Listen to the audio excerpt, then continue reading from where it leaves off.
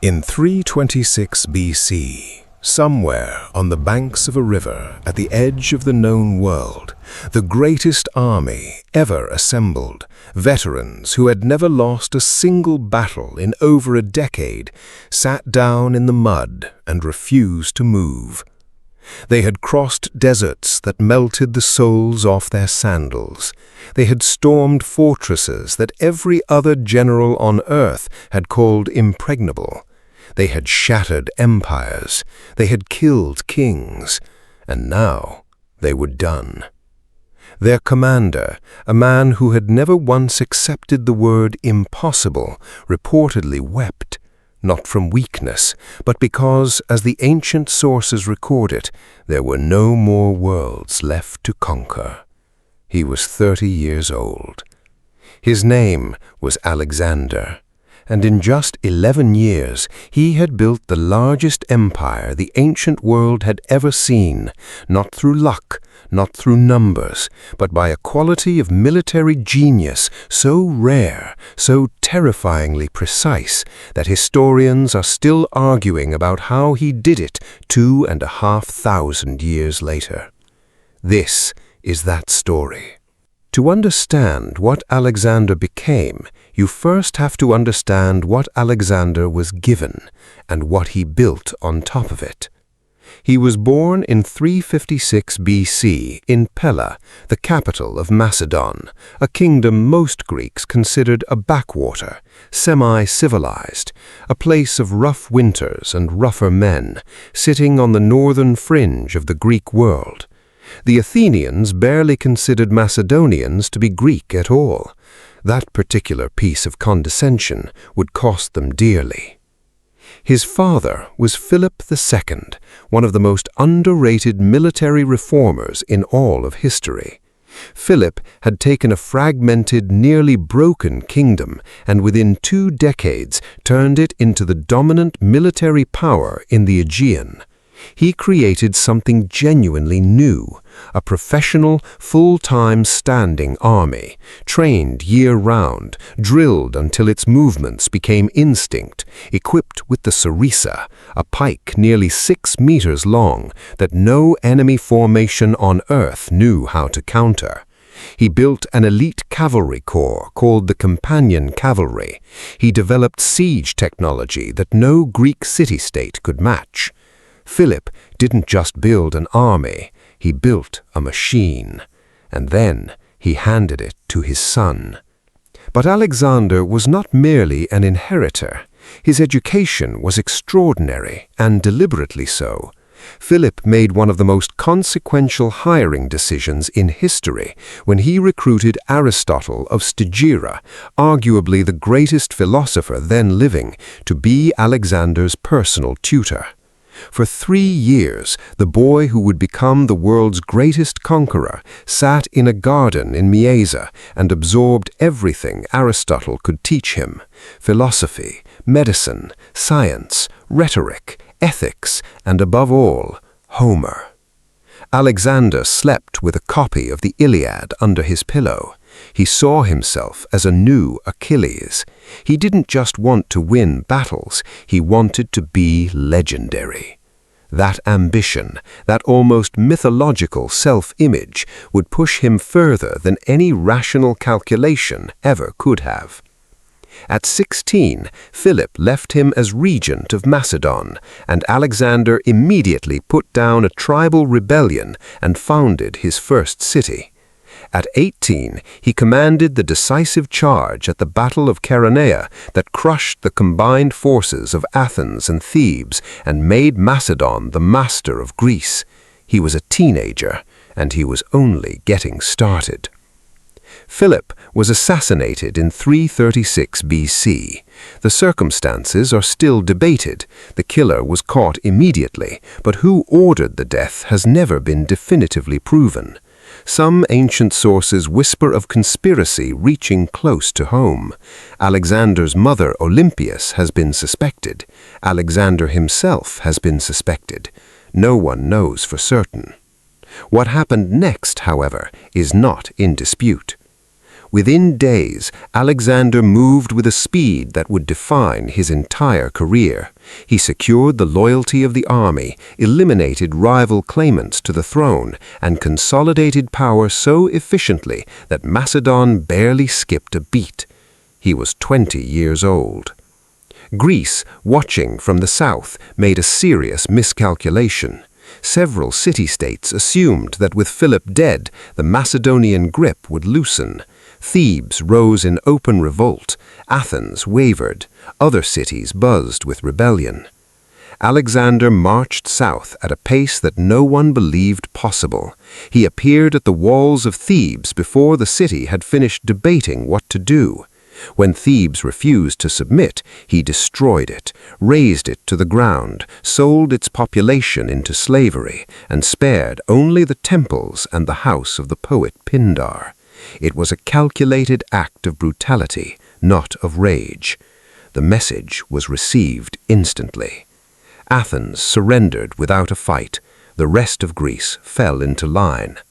In 2 years, Alexander had done what Philip had spent 20 years building towards, unified Greece under Macedonian leadership.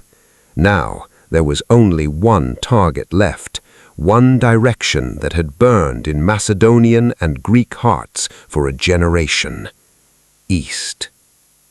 In 334 BC, Alexander crossed the Hellespont, the narrow strait that separates Europe from Asia, with an army of approximately 40,000 men.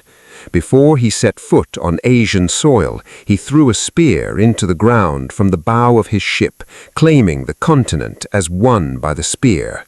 Then he visited Troy, the legendary city of Homer's Iliad, and ran a foot race around the tomb of Achilles, his hero, his template. The Persian Empire he was invading was the largest political entity on earth. It stretched from Egypt to the borders of India, its populations numbering in tens of millions. Its king, Darius III, could field armies that dwarfed anything Alexander could put in the field. On paper, this was madness. And yet, the Persian regional commanders underestimated him. They met him at the river Granicus in northwestern Anatolia with a force of cavalry and Greek mercenaries. The battle nearly killed Alexander. He took a blow to the helmet that left him unconscious momentarily, but his personal bodyguard, Clytus the Black, cut down the attacker before the killing blow could land. Alexander recovered, regrouped, and destroyed the Persian force. The road into Anatolia was open. Over the next year, Alexander did something that no purely military conqueror would have done. He liberated Greek cities from Persian control and treated them as allies, not subjects. He left existing administrative structures largely intact. He paid his troops regularly and kept strict discipline. He was building something, not just burning through it. This was the difference between a raider and a strategist. But Darius III was not going to let the western edge of his empire fall without a response.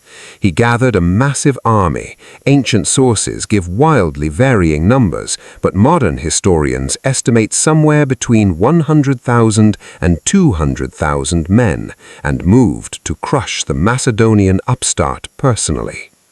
The two armies met in November of 333 BC at a coastal plain called Issus, near the modern border of Turkey and Syria. Issus was the battle that revealed what Alexander truly was. Darius had chosen his ground deliberately, a narrow coastal corridor hemmed in between the sea and the mountains.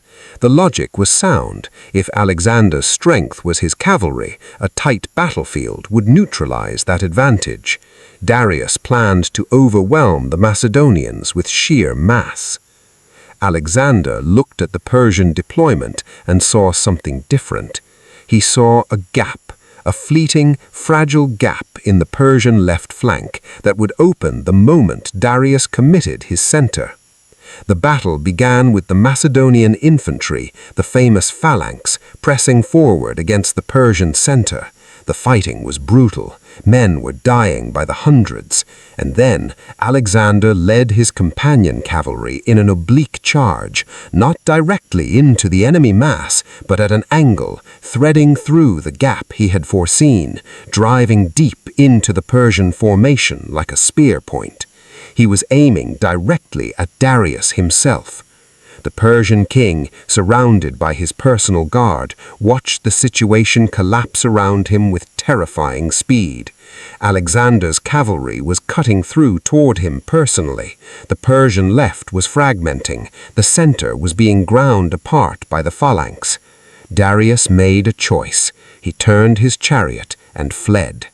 When the king fled, the Persian army ceased to exist as a fighting force. The rout was total. In the Persian camp, Alexander found something extraordinary. Darius had left behind his family, his mother, his wife, his daughters. Alexander treated them with complete respect, housed them as royalty, allowed them to continue observing Persian customs, ensured their safety absolutely. It was a brilliant political move, but by all accounts, it was also a genuine act of character. Even ancient sources hostile to Alexander acknowledge it. Darius, now in retreat, sent peace offers. He proposed giving Alexander everything west of the Euphrates River, an enormous territorial concession. Alexander's general, Parmenion, reportedly said that if he were Alexander, he would accept. Alexander's response has echoed through history. So would I, if I were Parmenion. He had no intention of stopping. Alexander turned south rather than chase Darius immediately. He needed to secure his rear, which meant taking the eastern Mediterranean coastline, Phoenicia, the Levant, Egypt. Most cities surrendered as his reputation spread ahead of him. One city did not: Tyre. The Phoenician city of Tyre sat on an island half a mile off the coast and had withstood siege for generations. Its walls rose 45 meters from the sea. It was considered impregnable. Alexander built a causeway, an enormous earthwork construction extending from the shore to the island, under fire over 7 months, using his siege engineers, captured ships, and a relentless, methodical patience that no one who knew only his battlefield speed would have predicted. When the causeway reached the walls, Tyre fell. The message was now unambiguous. There was no fortress Alexander would not take. There was no obstacle he would not overcome.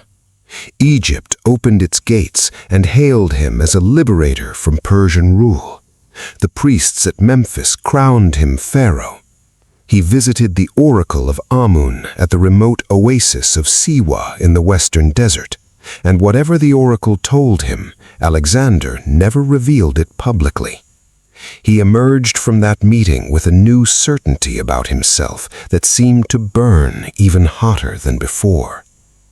He founded Alexandria on the Egyptian coast, the first of what would eventually be more than 20 cities bearing his name. The final reckoning with Darius came on October 1st, 331 BC, in a place called Gaugamela, in what is now northern Iraq. Darius had spent 2 years rebuilding his army. He had scythed war chariots, chariots with blades on their wheels designed to tear through infantry formations. He had war elephants. He had chosen an enormous open plain specifically to deny Alexander the narrow front advantages of Issus. He had even leveled the ground to prevent his chariots from catching on obstacles. Alexander arrived, surveyed the Persian deployment, and reportedly slept soundly the night before the battle, while his generals remained awake with anxiety. Whether that story is historically accurate or not, it captures something true about him. The pressure that paralyzed others seemed to clarify him. At Gaugamela, Alexander executed the most technically sophisticated maneuver of his career. He deliberately allowed a gap to open in his own line, drawing the Persians into it, stretching Darius's center thin, and then launched his cavalry through that gap directly at Darius again. The Persian king fled for the second time. His army, without his king, disintegrated.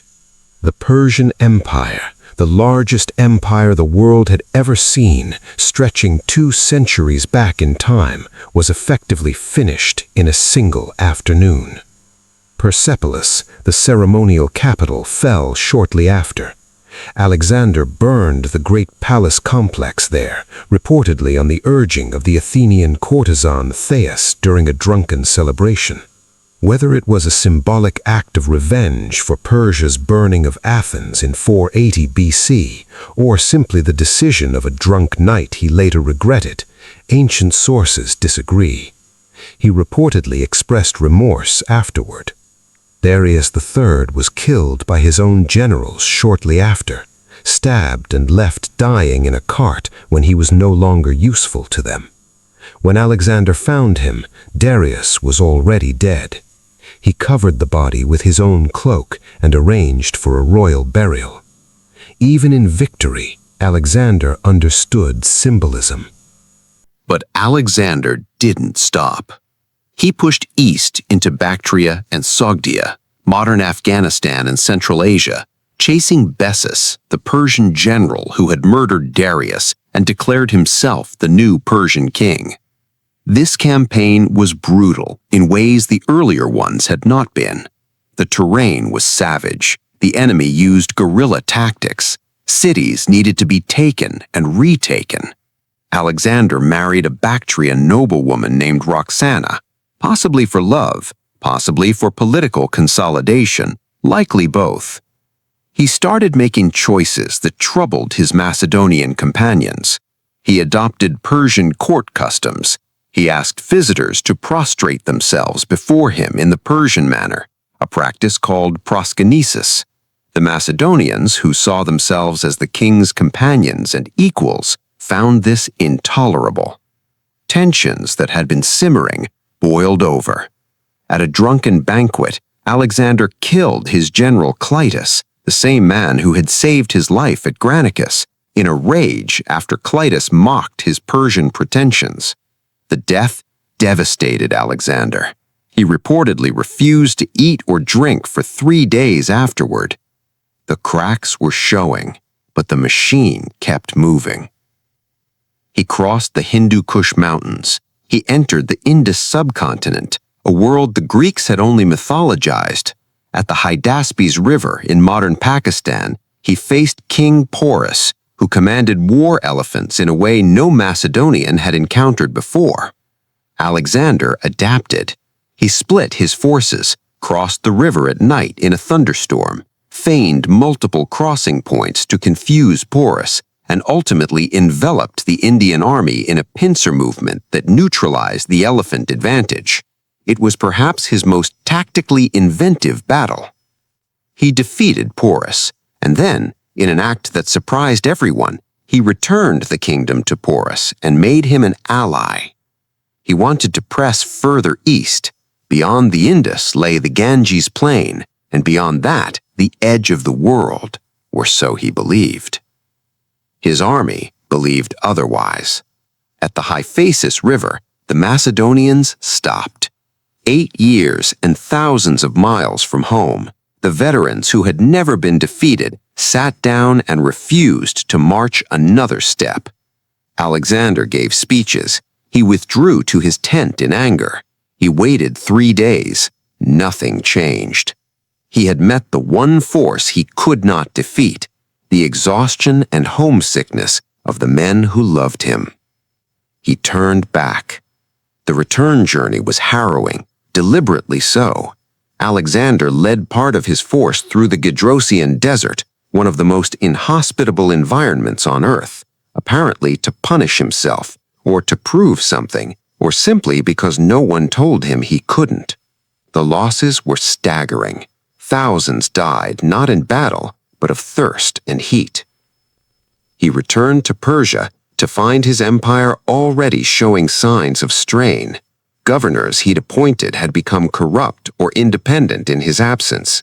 He began reorganizing, executing those who had abused their positions, integrating Persian nobles into his administration more aggressively.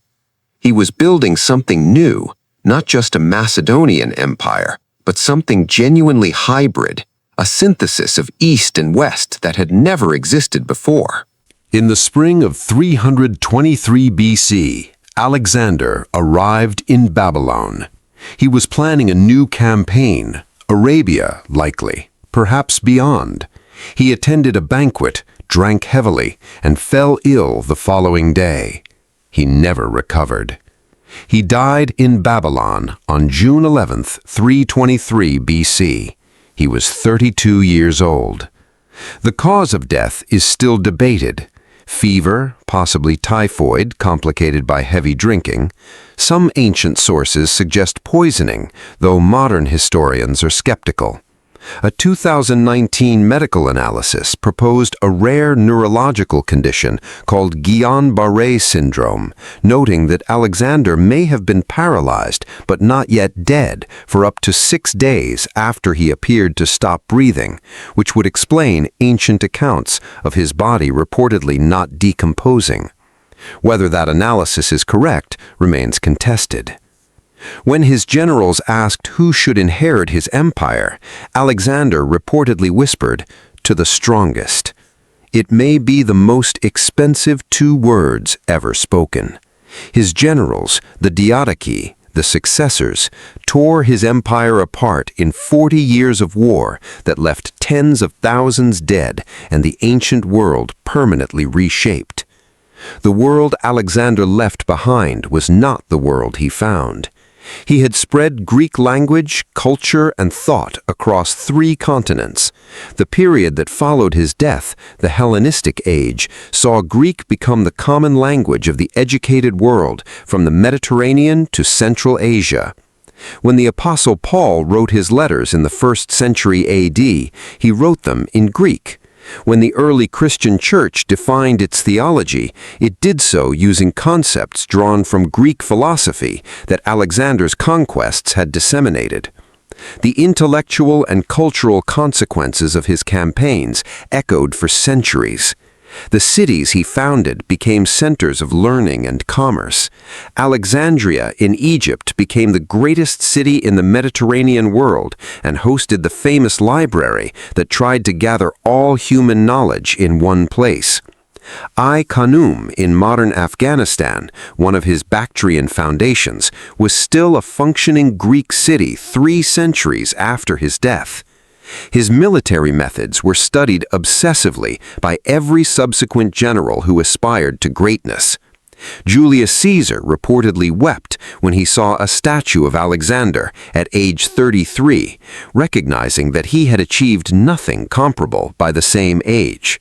Napoleon carried a biography of Alexander on his campaigns.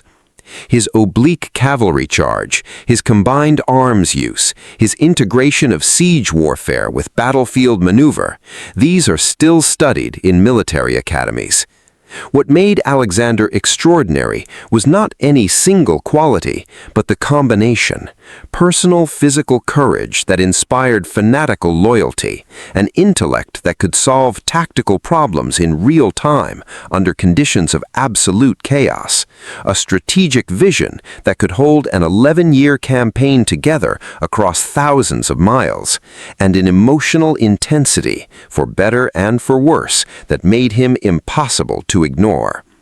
He was also, without question, capable of terrible violence: the destruction of Thebes, the massacre at Persepolis, the murder of Clitus, the brutal pacification of Bactrian resistance. History does not allow us to separate the brilliance from the bloodshed.